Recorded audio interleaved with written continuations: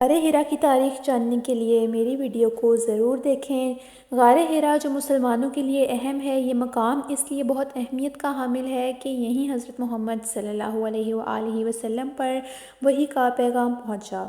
غار ہرا کی تاریخ اور اہمیت جاننے کے لیے ہمیں اس کے تاریخی پس منظر کو دیکھنا ہوگا۔ جبل النور کو روشنی کی پہاڑی یا روشنی کا پہاڑ کے نام سے جانا جاتا ہے۔ جبل النور پہاڑ غار ہرا کے لیے مشہور ہے۔ غار ہرا جو مکہ شریف سے کچھ کلومیٹر دور واقع ہے، قدیم زمانے سے ہی ایک اہم تاریخی مقام رہا ہے۔ اس غار کو اسلامی تاریخ میں ایک بہت اہم مقام تصور کیا جاتا ہے۔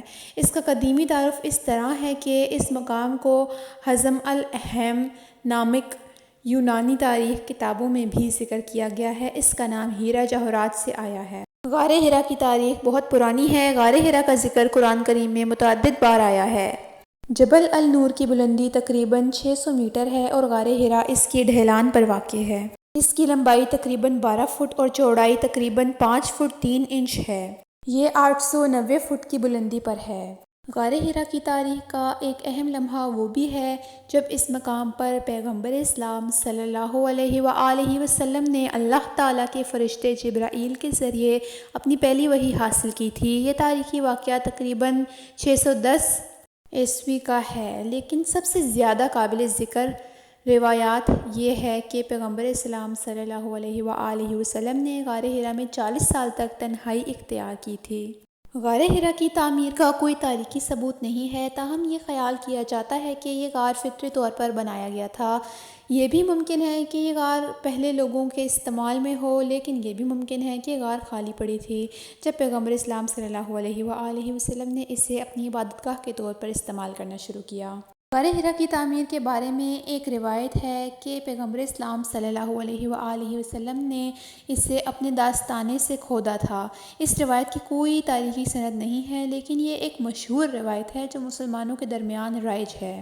غار ہرا کا اندرونی حصہ بہت سادہ ہے، اس میں کوئی سجاوٹ نہیں ہے۔ غار ہرا کی دیواروں پر کچھ کھوکھلے ہیں جن میں سے پیغمبر اسلام صلی اللہ علیہ وآلہ وسلم نے اپنے دستانے اور عصا ٹھہرایا تھا۔ غار ہرا کو اب ایک چھوٹے سے گنبد کے ذریعے ڈھانپا گیا ہے جسے 1985 میں سعودی حکومت نے تعمیر کیا تھا۔ گنبد کے اندر ایک چھوٹی سی مسجد ہے جہاں مسلمان نماز پڑھ سکتے ہیں۔ غار ہرا کا پہلا اثر اسلام کی بنیاد رکھنے میں ہوا۔ اس وحی کی بنیاد پر پیغمبر اسلام صلی اللہ علیہ وآلہ وسلم نے اسلام کی تعلیم دی اور اسلامی معاشرے کی بنیاد رکھی۔ اس کے بعد غار ہرا میں اسلامی رسومات اور بنیاد پرستی کی تربیت شروع ہوئی۔ غار ہرا نے پیغمبر اسلام کی زندگی میں 3 اہم ادوار دیکھے۔ پہلا دور یہ وہ دور تھا جب پیغمبر اسلام صلی اللہ علیہ وآلہ وسلم نے غار ہرا میں خلوت اختیار کیا اور عبادت کی۔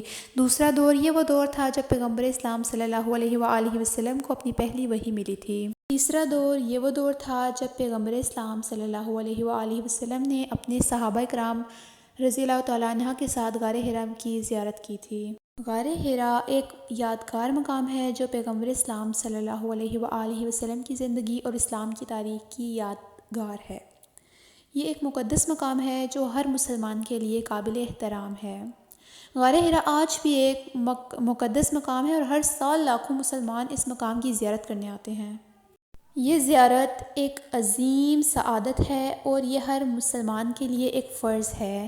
غار ہرا کی زیارت کے لیے کوئی خاص ضوابط نہیں ہیں، لیکن یہ ضروری ہے کہ زائرین احترام کے ساتھ پیش آئیں۔ زائرین کو غار ہرا میں داخل ہونے سے پہلے اپنے پاؤں دھونے چاہئیں اور خاموش رہنا چاہیے۔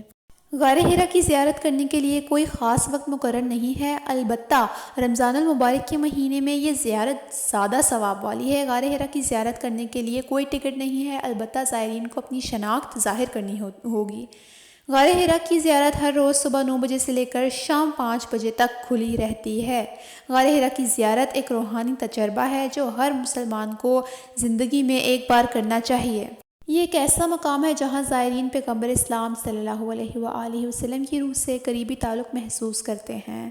یہ ایک ایسا مقام ہے جو ہمیشہ اسلام کے پیغام کو زندہ رکھے گا اور اس کی اہمیت نہ کبھی بدلی تھی نہ کبھی بدلے گی۔